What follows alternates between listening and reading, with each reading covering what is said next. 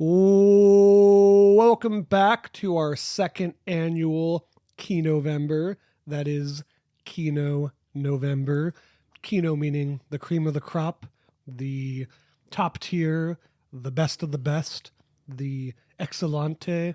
It's also a pretentious internet word that Jason hates very, very much. Yeah. This week, it's just me, Jason, and Miles.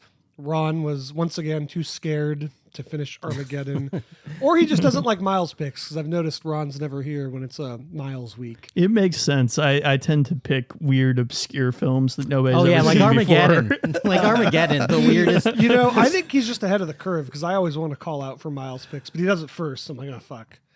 Yeah. We don't have coverage that day. Miles, for some reason, we're starting Kinovember with you. I don't know who made that call. What's your fucking pick? It's only up from here.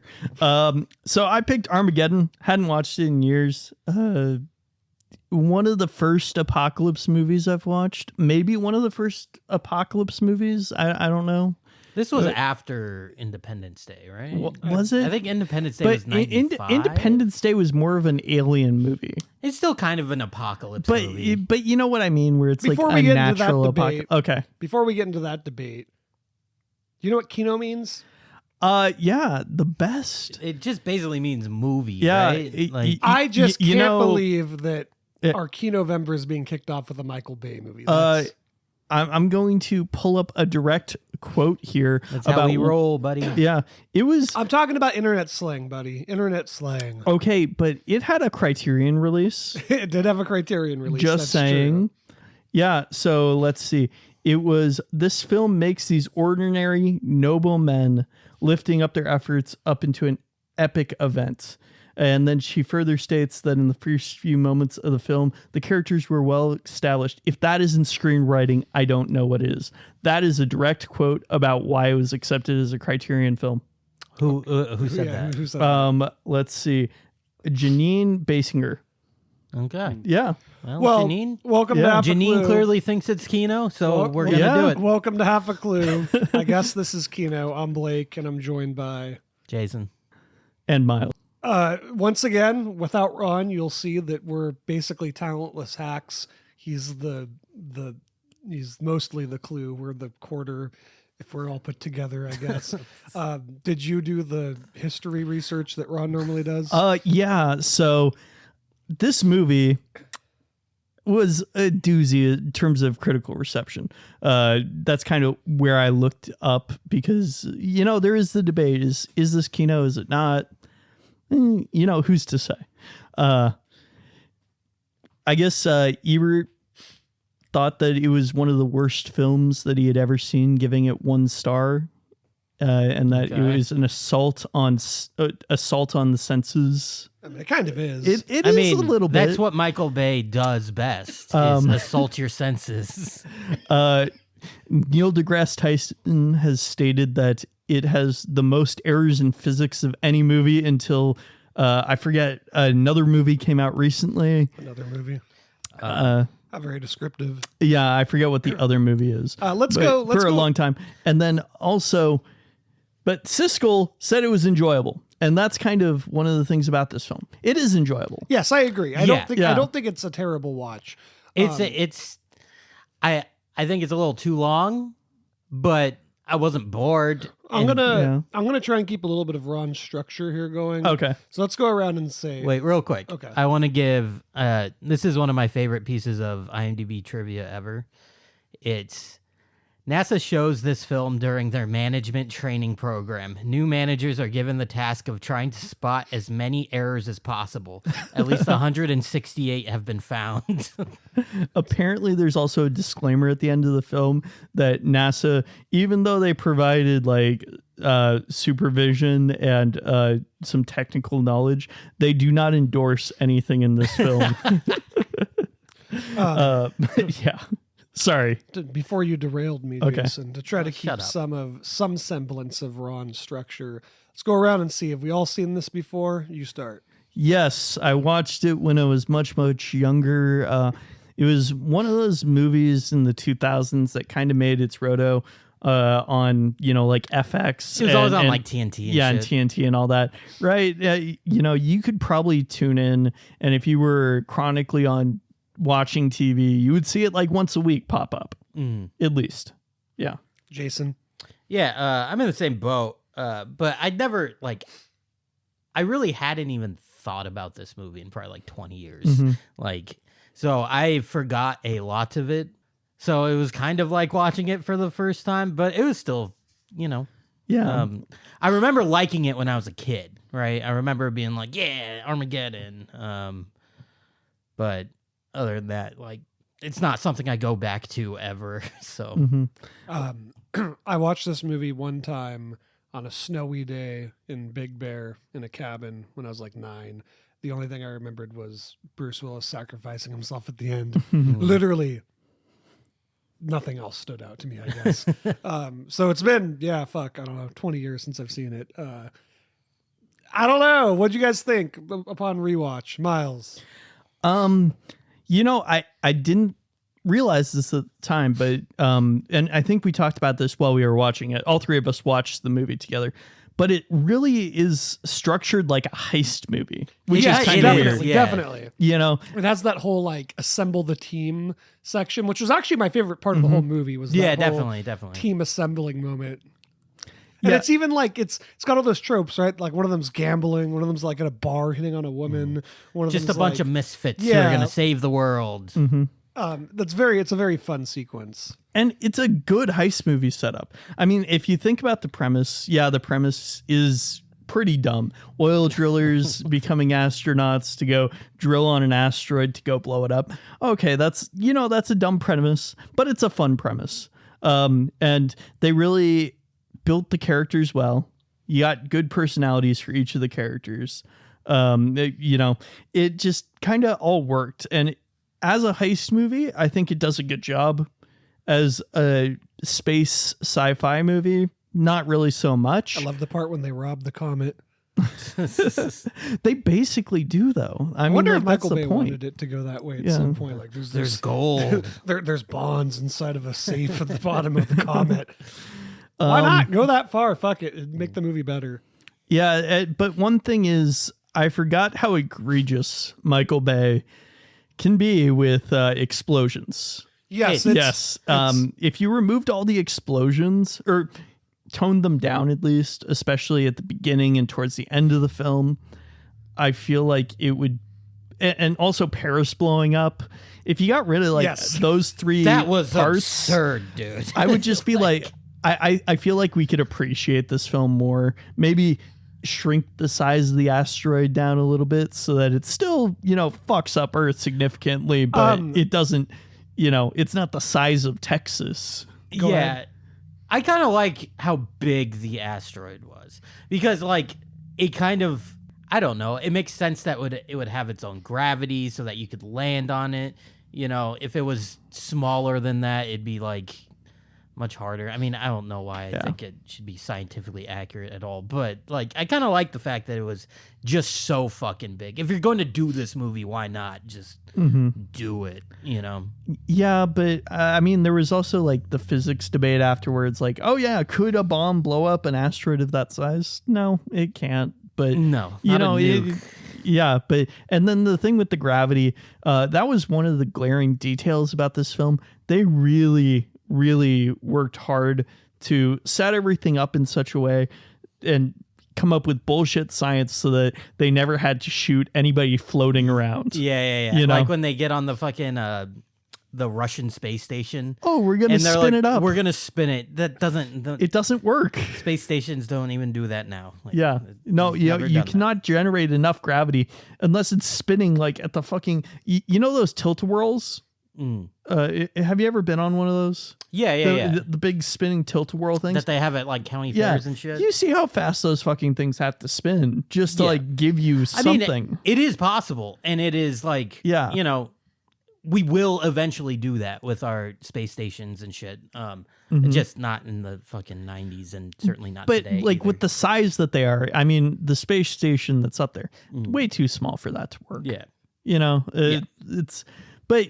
It's not built in the right shape for it. It's dumb. let's like look at this outside of the lens of sci-fi though, because if you say this isn't really a sci-fi film, it's more of a heist film, this stuff's not as egregious, in my opinion. It's both. It's just a stupid fucking movie is what it is. Oh, okay. And that's fine. Yeah. Yeah. What did our friend Jim say? Oh, yes. I was saving that for my closing comment, but Okay. me and Jason a couple years ago went to the re-release of The Dark Knight Rises, and immediately upon leaving, our friend Jim said, if you can just accept that it's real dumb, it's a lot of fun. And I think that applies to this movie too. Yeah.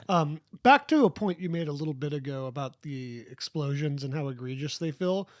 I'm okay with the starting explosions. Like when it kicks off the movie, right? It's establishing the threat. It's like, oh, this was like just a little bit of, drift from that. Like it's like a terrorist attack. Yeah, it's like it like fucking destroys New York City, and it's just like a small, like little bit of rock, nothing compared to the big one coming. So it's like, okay, Paris blowing up. I'm like, come on, like Dude, Paris got like fucking annihilated. like all of it. And so at the end when they're cheering, I'm like, bro, like millions of people died. Like I don't know, it just felt very excessive to me, and it was almost like funny, which is not what it's supposed to make you feel.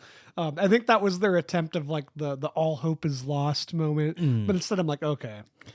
So that's actually a thing that happened. They showed some of this film at the Cannes Film Festival, apparently. It's the wrong crowd for this. And the journalists started laughing at like things that they were trying to like be very serious with. Yeah. Yeah. And I guarantee you it was intentional to get a reaction out of like the American population that it was France that got destroyed, right? Well, this was a 4th of July movie, yeah. right? Yeah. You know, so it was released It is very July 4th. fucking American, Yeah. dude. Oh yeah. Oh, very yeah. much so. Like that's kind of his bread and butter is Do we really even have those anymore? pseudo-American propaganda films. Yeah, well, what's that other director that made all the disaster movies? Roland Emmerich? Roland Emmerich, yeah. You have Day After Tomorrow. Did he make 2012? Yeah, he made 2012. 2012. He also did Independence Day. Independence Day. All of those movies, all of the like, let's blow up some fucking monuments. This is definitely in that genre of film.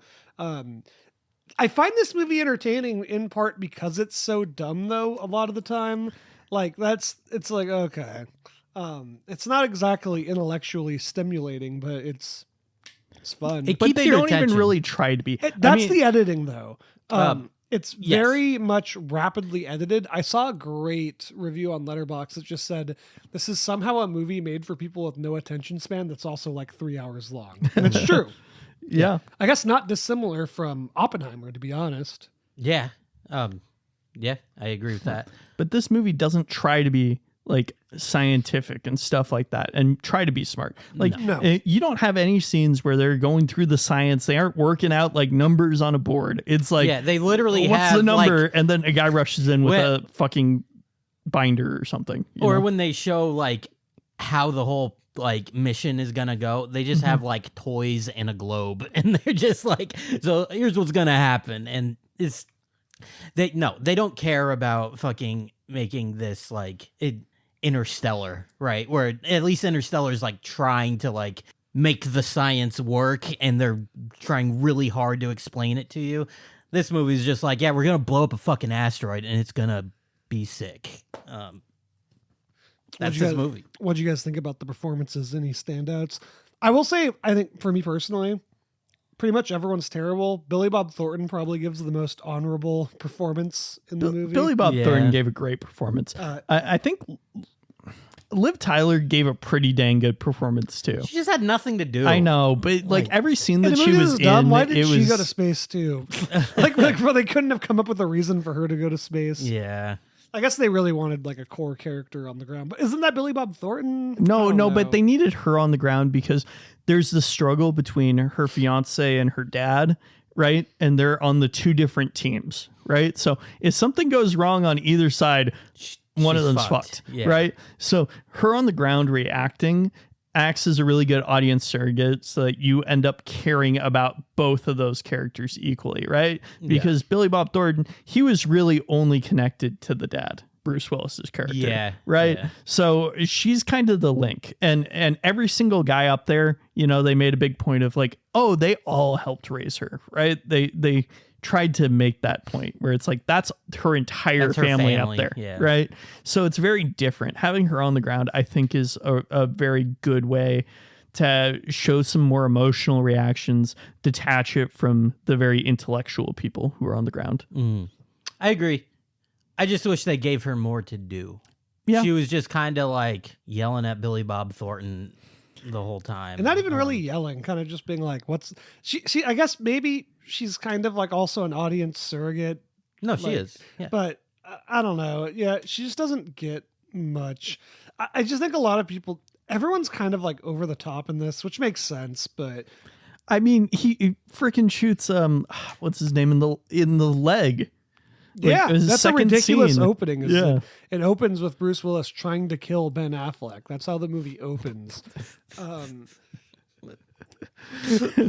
You know, there's a lot of moments this movie doesn't earn that like there's all these beats that are happening. Like the assembly scene when they're in like the conference room and they're all like, I'm with you, boss. I'm like, yeah, it's like the Avengers. it's like I haven't met you until right now. Yeah. And then at the end too, like Ben Affleck and Bruce Willis's like whole "I love you" thing, and it's like, do you? He tried to kill you like 2 days ago, and like I really didn't see. And it doesn't help that those two characters become they were separated. split up the whole fucking Yeah, movie. they get split up, Or at the least on the second- asteroid. Yeah, pretty much the second they're in the third act, they're completely split until the very last moment. So it's just like I never felt like any of the characters earned their big moments at the end. I was just kind of like, oh, I think Steve Buscemi did though. like going crazy. He doesn't really have a big moment. I know, Space but dimension. like, oh yes, that the worst line of all time, space dementia. I don't know. I think that Steve Buscemi did give a great performance all the way through. Like he was obviously like the fucking weirdo on the team. Yeah. And you know, they took that and naturally kind of mutated it all throughout his arc. Every scene he was in was funny. There were a ton of laughs there. Yeah, he was definitely one of the. I think he's one of the best actors in the movie. It's like him and Billy Bob Thornton are probably the best. Like the best classical actors. But someone asked him like why he did Armageddon, and he just said, "I wanted a bigger house." So like, Respect. yeah, Oh, so that question that you were asking, why couldn't they just train astronauts to be oil drillers? Apparently that was Ben Affleck's question too. Yeah. He oh yeah, famously- yeah. He Yeah. mentions it on the DVD commentary. I hear. Yeah, and Michael Bay just told him to shut up. I mean, it's a valid question. We don't need to have the argument we Well- had the other day, but And theoretically, couldn't they just take Bruce Willis up, like, and he could just kind of show everyone what to do? yeah, they're that fucking- that would be the move, right? Have him like train They're the fucking astronauts on the ground. I'm sure they can figure it out. Okay. See, but it's not about figuring it out. It's if you watch like what they were doing, you got to work hard, you got to work fast, and you got to work dangerously. Like the What do you levels. think astronauts do? Okay, no, astronauts do everything in the safest way that they possibly can. Right? Unless they can't. Okay, so you think that they would have been able to repair that transmission as quickly as? Well, that's why you have Bruce Willis and maybe like two other guys. I'm saying like sending. How many of them were there? 12? 8 guys, right? They sent 8 guys that were oil drillers, and then they sent 4 people who were astronauts to Yeah. pilot the ships. Yeah. Right? Like all the work was being done by the oil drilling guys, but they weren't flying the fucking ships up there. And then they picked up the other Russian astronaut along the way. Which also that seems a little bit ridiculous. It's Yeah. like, oh yeah, they get They onto just the get there and it just blows up. Like, for no reason. There's no reason that space station should have blown up. But that's Michael Bay. Yeah. That's what he does. He It just had to blows blow shit up. up. Got to keep the audience engaged. And I will say, I do love that fucking the Russian astronaut. That guy's awesome. Oh yeah, he's funny. I've seen him in a bunch of things, and he always just plays the Russian guy. But he's very good in it. And I will say that this movie had a lot of Michael Bayisms in it, but it was early enough into his career that they weren't really old hat yet, I guess you could say. I mean, his very next movie is Pearl Harbor, right? Yeah. That movie's so boring. That movie sucks. That movie's really long too. Is it about the same length as this, or is it even longer? I think it's longer than this. I watched it when I was like a teenager, and it just felt so long.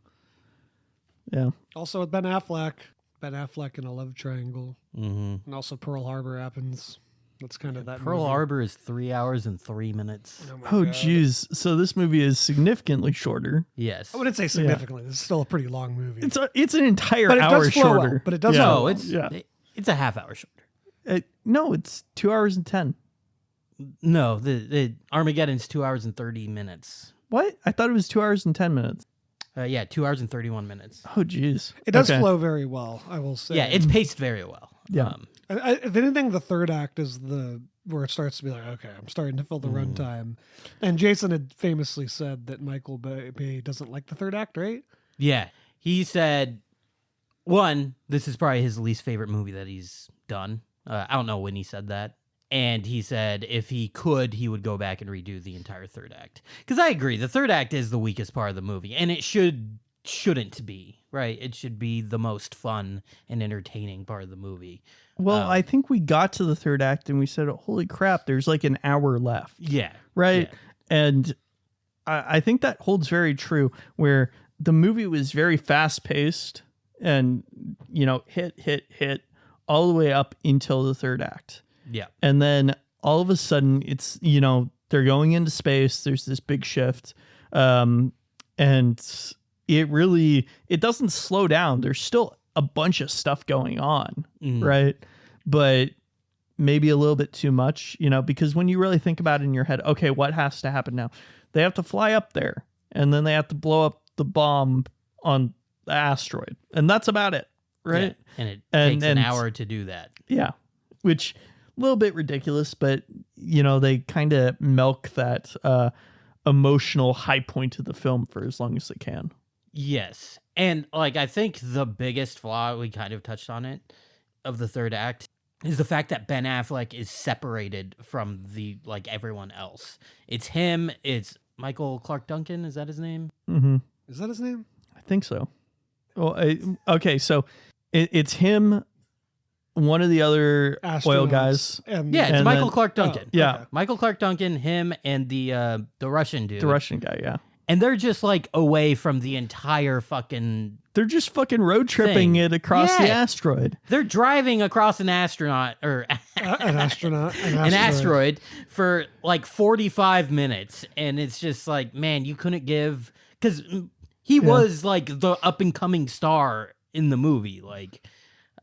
You couldn't give him anything to do. He's got to come in and save the day. I think what they give him to do is he figures out how to get not stranded by that. Have you heard of Evel Knievel? When they jump, that's the most absurd scene in this whole fucking movie. And then like Miles said, when all hope is lost, he shows up and is like, "You ready to drill?" Yeah. I find it so funny how they talk about drilling in the third act.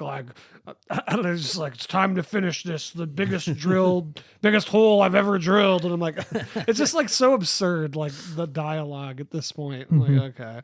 And then for really no reason at all, Bruce Willis has to sacrifice himself. Yeah, and that's the thing. We don't get to see them grow together in the most important part of the movie, and so as you said, it's just not earned at the end. Really, the only thing Ben Affleck does is drill the last 200 feet or whatever.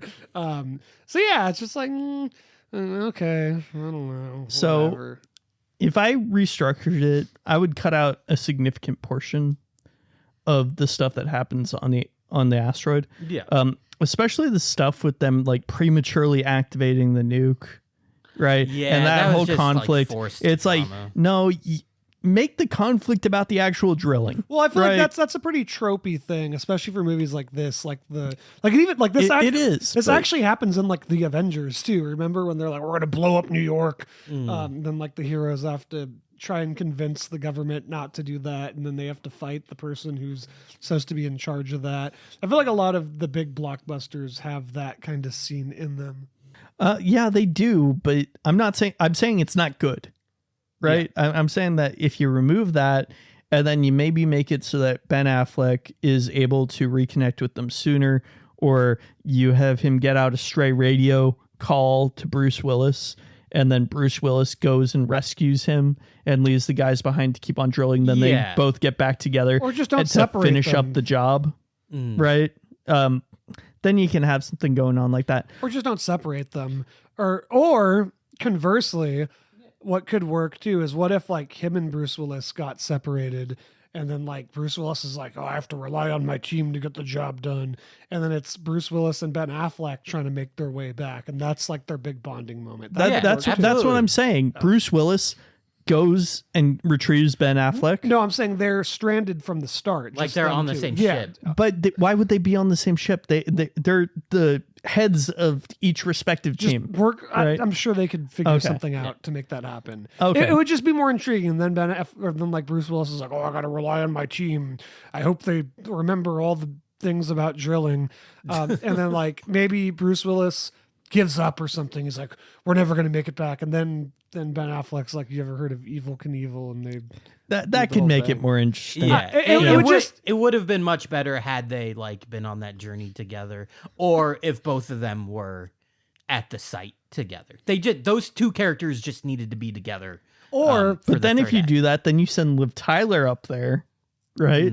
And then she's on the ship, and then she's not on the ground anymore, and she's having to lead the team, and she doesn't really know how to drill, but she has to be the leader because everybody's relying on her. conversely, what would be kind of cool if you reverse it? What if like Ben Affleck lands at the drill spot, but Bruce Willis doesn't, and then like Bruce Willis is trying to find his way back, but they still have the communication, and maybe Bruce Willis is like coaching Ben Affleck on how to like drill properly. I think that's probably a better way to do it. There's Yeah. just tons of ways that you could have done this where it feels like our two leads do something together, especially when one has the hero's death and we're supposed to care. They needed some way to communicate, right? Like the communication blackout, I think, might have been one of the even bigger flaws. Yeah, of I it. agree with that. That shouldn't It's have just for added happened. drama. Like, yeah, but like it disconnects everyone, and it doesn't. And you got it doesn't, three different movies going on at that point, right? and You've got them trying to get back to these guys. You've got the people drilling, and then you got the people on Earth. And then they kind of touch once in a while, but they're fairly disconnected. Yeah, like the best heist movies are always about how the characters interact with one another. Exactly, And yeah. like this movie just completely shuts off all communication of all the different characters, and that's a detriment to it. It's not that's not what you do in these type of movies. You want like Ocean's 11, everyone's like riffing off each other all the time, like Inception. Inception, yeah. I mean, in Inception they do like separate, but Like it's done more strategically, where everyone kind of gets their character moments together, and then when they separate, it does feel more like a traditional heist movie where they're separated because they're doing their part. Like Ocean's 11 is a good example, obviously. Yeah. But it's a movie where people are riffing off of each other, right? Like Tom Hardy and Joseph Gordon-Levitt have their little like banter. Joseph Gordon-Levitt conversely also kind of grounds DiCaprio. It's a movie where everyone gets their moment to shine with one another. yeah, and each character feels like they Organically have a enough time. relationship. Yeah. And this is just like, I don't know, like they work together, I guess, maybe. I felt like the characters had distinct personalities, except for the ones they killed off early, like Owen Wilson and the fat guy. Or like the That's Your Daddy guy. Like he has two moments of character. He was probably the weakest character. He has two moments of character. He goes to see his kid, who I guess doesn't know he's his father. And then like the wife sees him on TV, is like, that's not a salesman. That's your daddy. And then I guess they showed up to their landing at the end. It's like, well, it'd have been nice to know if we knew more about him and we could see his internal struggle. Like they could, even like if you had to see him, this is a cliche, but if you had like a locket or something, a picture of his wife and son, but really like, I don't even remember what he does in space. I guess he drills. I don't think he does anything. Like there's no like big moment with him where I don't know. Nobody has a big moment. Nothing Except Bruce Willis. But by And Ben dying. Affleck. Ben Affleck has like he jumps the fucking thing. It's very dumb though. Oh, that's the dumbest part of the movie. I'm That's saying sorry. something. Going crazy and firing off the machine gun. That's Okay. a big Space moment. Space Dimension is hilarious. He's got space dementia. It's ridiculous, but it's hilarious. Wouldn't even altitude sickness be like a better thing, or like lack of oxygen? There's got to be a better fucking term for this than space dementia. Altitude sickness. Well, there's something. There's a better fucking scientific word. Like space hysteria or space madness. I don't think you have space in front of the word. I don't know. It's not space dementia. I'll tell you that much. I think that there's a word for it in that one book that they made into a TV show recently. Well, that's helpful. Yeah, no, Expanse. no. Dang, I can't remember the name of it right now. It'll come to me at some point. Okay. But yeah. So whatever. Ignore everything I just said. Yeah. Well, like in For All Mankind, Mm-hmm. One of the characters, they're like stationed on the moon, and one of the characters like kind of loses his mind. But that's just him being isolated from all of humanity. That's like for the Russian guy. 6 months, you know? Like The Russian guy. That's kind of his thing. The 3-body problem. Oh, okay. Yeah. Oh, yeah. Yeah. It's not in the TV show, but in like the 3rd book, I believe they go into it.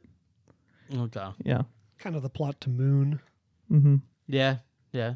But I don't think you don't lose your mind specifically because you're in space. You lose your mind because like you're so far from like all of humanity and you're basically alone. I think that he also felt like he had given up. He had given up because he was like, okay, we've been defeated. You know what this movie kind of reminded me of for some reason?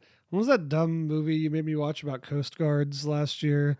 Yeah. Kevin Costner? Was it Kevin Costner? Kevin Costner. That wasn't The Perfect Storm, was it? Or was No, it? no. Kevin Costner and Josh Hartnett.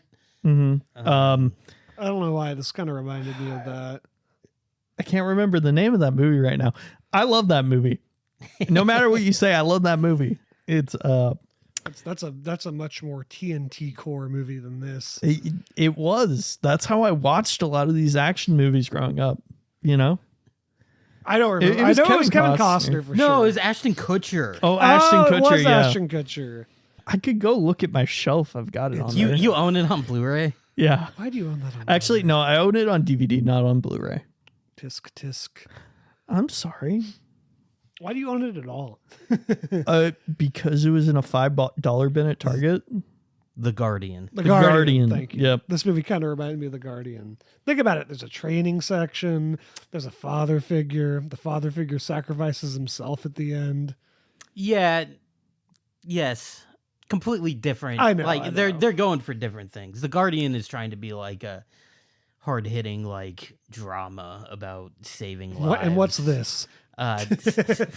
Is this not a This hard-hitting is a drama popcorn about movie, okay? Okay. I hate This that is term. It's a it- popcorn movie. It is a popcorn It really is a movie. popcorn I movie. hate the word popcorn movie. I hate the word What's that Kino. mean? Yeah, here the fuck I am. No, you know what a popcorn movie means? It What? means that you can eat fucking popcorn because you don't have to pay too much attention to the dialogue. I eat popcorn for every movie I see in the theater. I don't care how serious it is. That explains why you don't understand them. I understand them. Jason, don't laugh. You eat popcorn for every movie you've ever seen in your life. Not every movie. Every movie I've been with you. But yeah, I do enjoy eating popcorn at the Overly theater. buttered movie popcorn is the best. It's a good snack. Do we have anything else we want to touch on? For...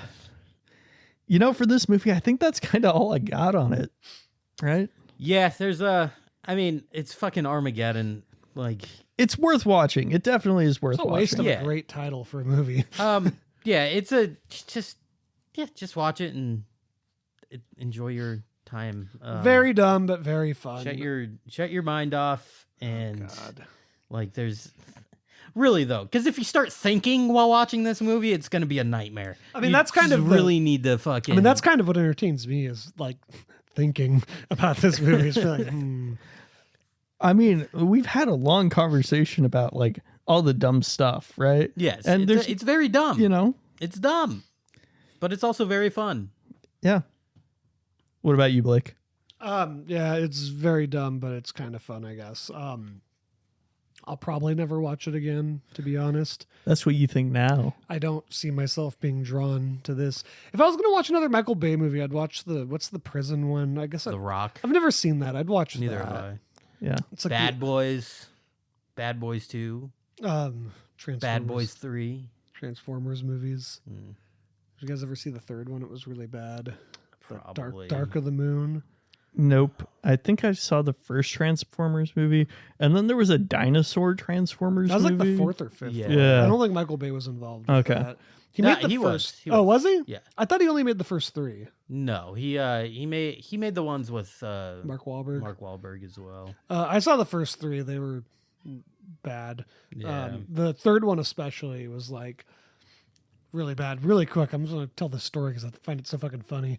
That movie's really long. Transformers 3 Dark of the Moon. Yes. I saw that with several friends, and I remember at a certain point, I was just like, turned to my friend and I was like, fuck, I'm ready for this movie to goddamn end already. And my friend was like, and they still have to resolve the social plot. But then they didn't.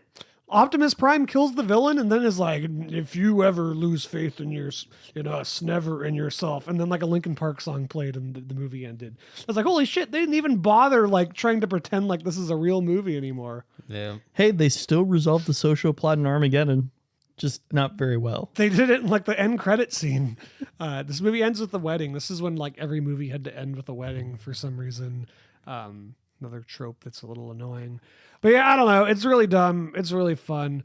Does that conclude our Armageddon discussion, or do either of you have something you really want to say I about think it? that's it for me.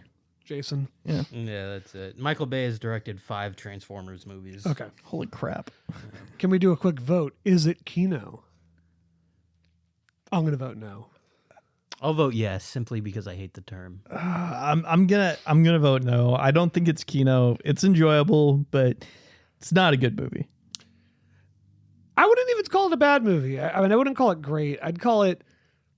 I mean, okay, it's got very little artistic merit, and I that's would kind call of it what I see Kino as being. perfectly fine Sunday morning or Sunday afternoon entertainment is what I'd call it. Which is what we did. We watched it on a Sunday afternoon, and it was Mm-hmm. it's easy. It's not very Good time. challenging. Shall we get into what we've been watching? You should start. There is a long Well, list. we watched a We fuck pretty much watched like everything together. not So almost everything, but we did watch a lot of shared Quite a bit. films together. You start, Miles. The ones that you have not watched with us.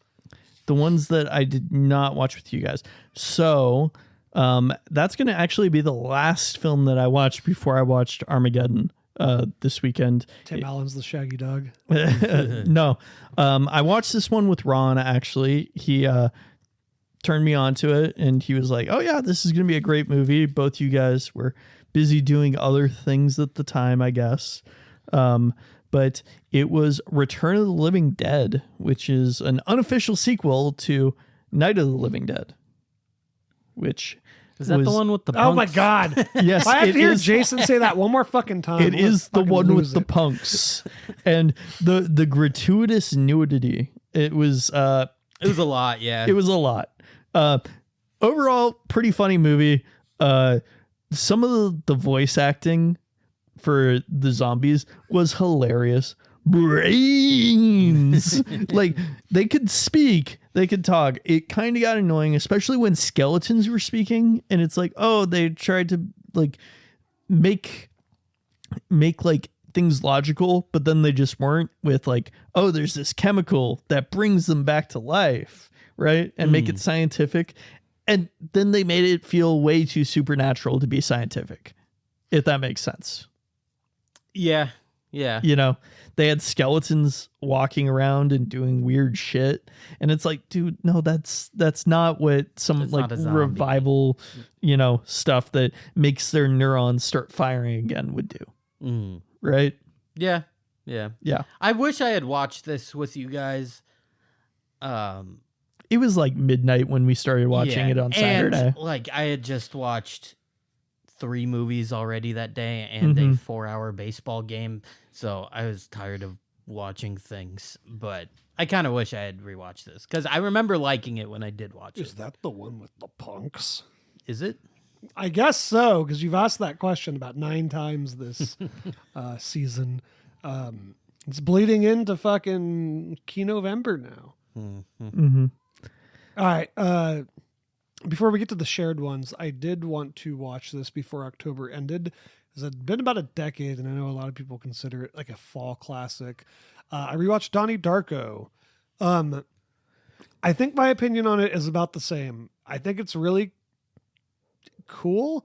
I think it's good generally, and it's got a lot of like care. It's an edgelord movie. It's got a lot of care put into it, but it just doesn't like blow me away all that much. Like I've never been like, I know a lot of people love that movie.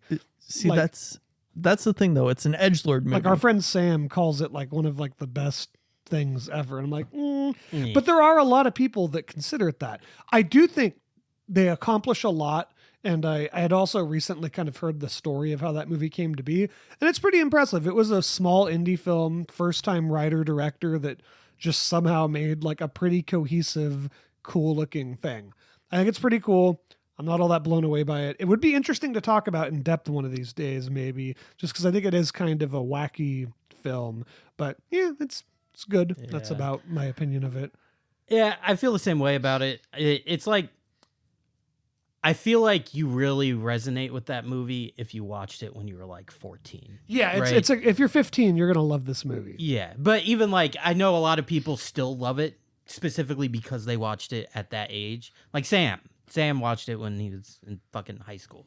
I didn't watch it until I was like 23, and I was like, yeah, whatever, you know. It's a very moody film. It's very moody, and like it's about like teen angst and all that. So yeah, it makes sense if you see it. But I saw it at the right time, and I think I like even then I was kind of like it's cool, but like it never just blew me away as it does to a lot of people. I saw it when I was 15 or 14. It was sometime when I was in high school when I saw it, right?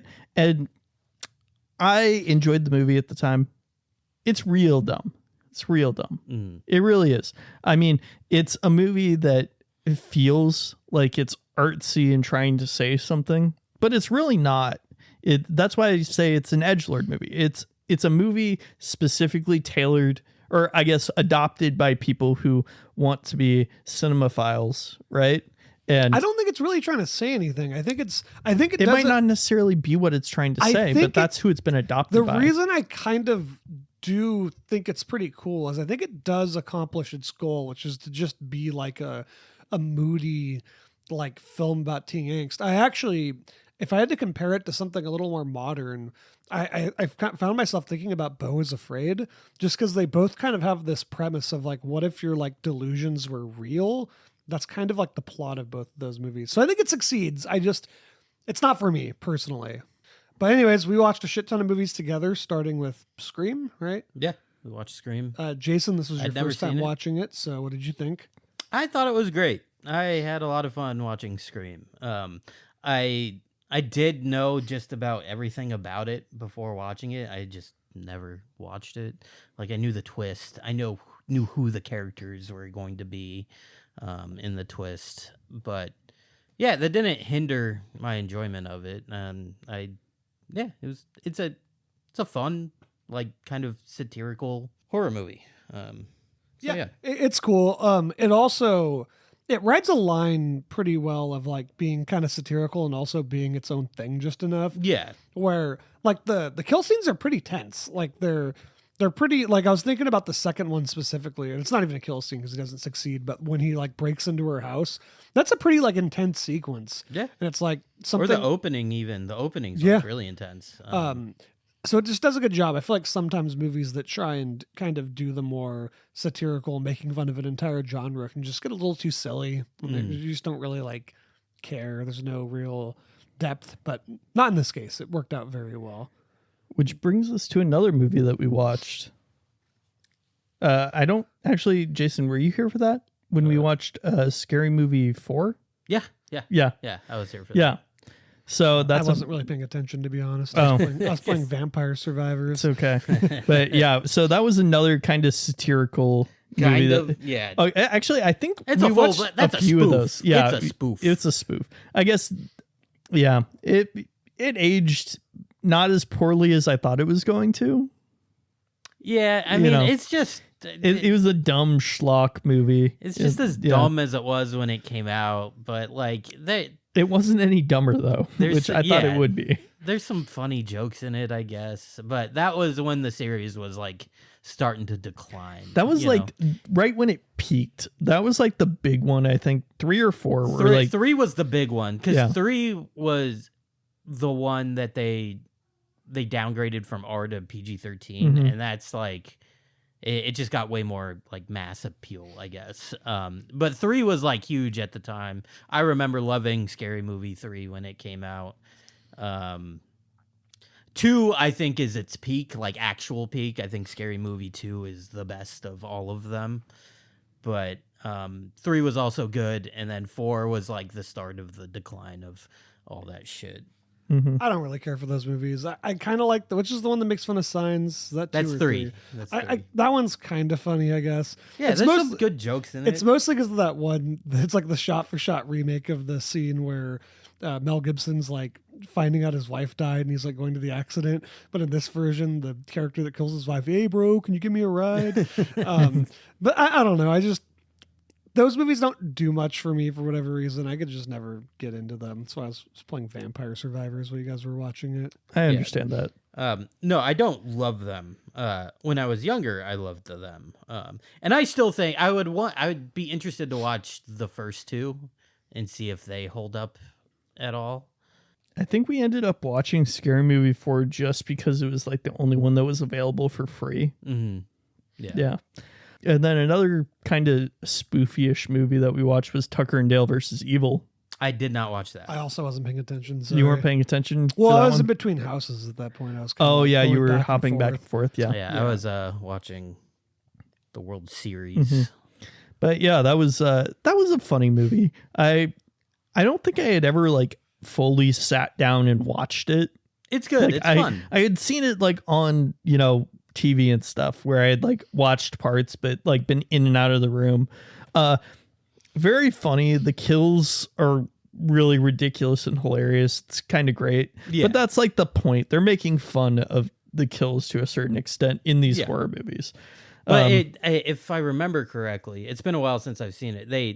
The kills are also still very graphic. And yeah. No, they're very graphic, but it's like done in a way where it's like hilarious at the same time instead of being like gory. I guess I don't know how to explain it, but it's just like it's meant to make you laugh and be like, oh my god, that's so dumb. Yeah. So I guess those are kind of the movies that I watched that Blake didn't really pay attention during. House with us? No, those are the ones I watched that you weren't paying attention during. Yeah, but I'll let you introduce the other 2 movies. We watched Houseu. All 3 of us were present. Yeah. You had seen part of it. You've actually seen it before. Yeah, I had watched it before with Ron. Had showed it to me at one of the house parties that he had. What'd you guys think of Houseu? I liked it. Very cuckoo bananas. Yeah, it's a goofy movie. Visually, it's incredible. I love the visuals. I love the fact that it just does whatever the fuck it wants, whenever the fuck it wants. It was very unique in how it was filmed. Yes. And it's got the zany editing, lots of could you call them special effects? Is that the right word? Yeah. Very early special effects. They were like special effects, but they weren't like CGI. They were like literally, it felt like they were copying and pasting like a digital image on top of another digital image. It was weird. It's very unique looking. Yeah. But some of it looks really cool. Like when she's like, her face is like falling apart and like turning into fire. Mm-hmm. It's a very like striking image. And they do a lot with like backgrounds and like overlaying shots on top of each other to like give it like this like trippy illusion. Lots with lighting. It's just sometimes frame rate. They change the frame rate. Like it's just very trippy. It's very like psychedelic. It's like a psychedelic horror comedy, I guess is what you could call it. Yeah. All the characters are just named after their most like obvious like character traits.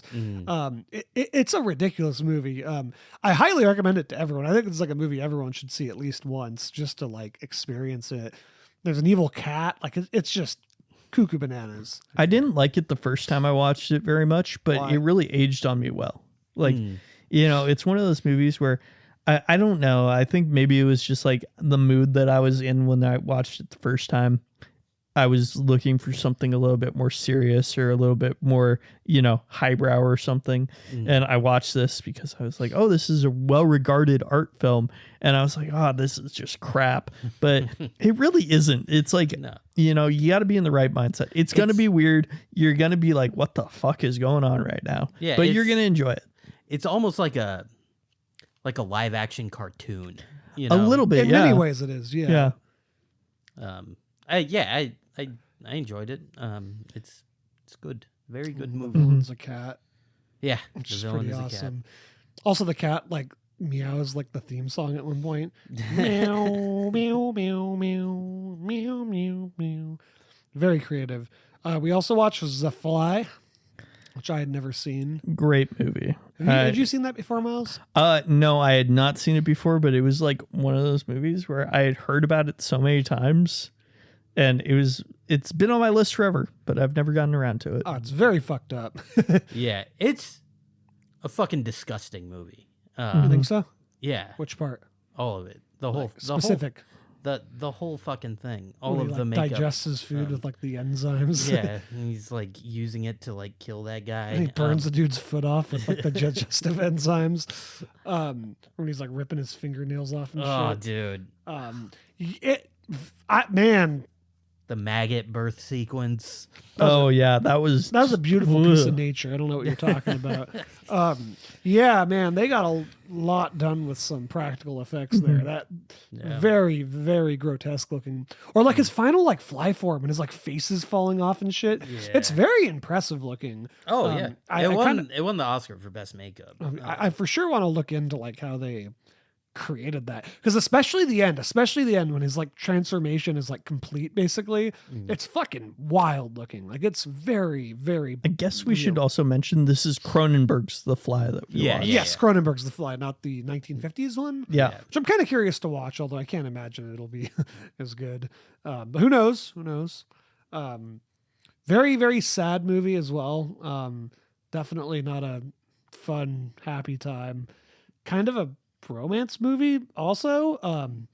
Bromance? Yeah. Romance. Oh. he did say bromance. Romance. I was Kind like, of a what? romance movie also. Yeah. Unearned though. The romance was almost completely unearned. I mean, they I click. bought it. It's not the best romance I've ever seen, but like, I don't know. At a certain point, I feel like she should have just called the CDC, Right? and like, or like anyone. She doesn't want to kill him at the end. That's the saddest part of the movie, but I was laughing when like he with his little fly claw pulls the shotgun up to his head. I mean, it's absurd. I find it hard not to laugh at things that get this absurd. It's just because it's kind of fucking funny. But yeah, man, brutal fucking movie. Very crazy. Very over the top.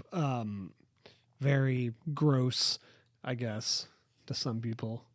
It's gross. What's gross about it? A lot of it. A lot of it. It was very disgusting. But I mean, that's what Cronenberg's known for. Yeah. That's Definitely why a movie he you want to eat is. dinner while watching too.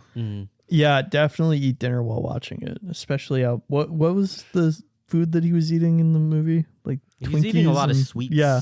A lot of like donuts and candy bars. It was like pouring like a whole thing of sugar into his coffee. Yeah. Yep. Eat like a slimy thing that looks like the enzymes while you watch it. All right, does that conclude what we've been watching? Yeah, I Yeah. think so. Jason, it is your pick for Kinovember. Wait, Jason gets a pick this time? I thought you weren't going to let him have those anymore. I know if we let you get them, obviously we have to let Jason. Makes sense. He's not going to pick Armageddon. Well, you're not I- gonna I like know what this you're either. picking. I already You're know not what you're gonna like picking. this either. I think I like it more Just than Armageddon. desecrating Key November. I like it more than Armageddon. I'll tell you that much. What's your pick? The Mummy, 1999, starring Fraser Brendan film. Fraser. Okay. I also- This The movie, Mummy. I'll I watch The I Mummy. will stand by. I think this movie is Kino. It's incredible. From the outside looking in, I don't believe it's Kino, but it's been a while since I've seen it, and it's been even longer since I've actually we watched it maybe 3 years ago or something. Yeah. I wasn't really paying attention, to be honest with you. But obviously for our film podcast, I will have to pay attention this time. Who knows? It'll be up for debate next week. Is The Mummy Kino? We will find out, and we will report our findings to you, the viewer. Thank you for listening to our first week of our second annual Kinovember. That is Kino November. And watch The Mummy, the 1999 Brendan Fraser film, and we shall discuss it next week. Okay, bye. Bye. This became Blockbuster Bovember.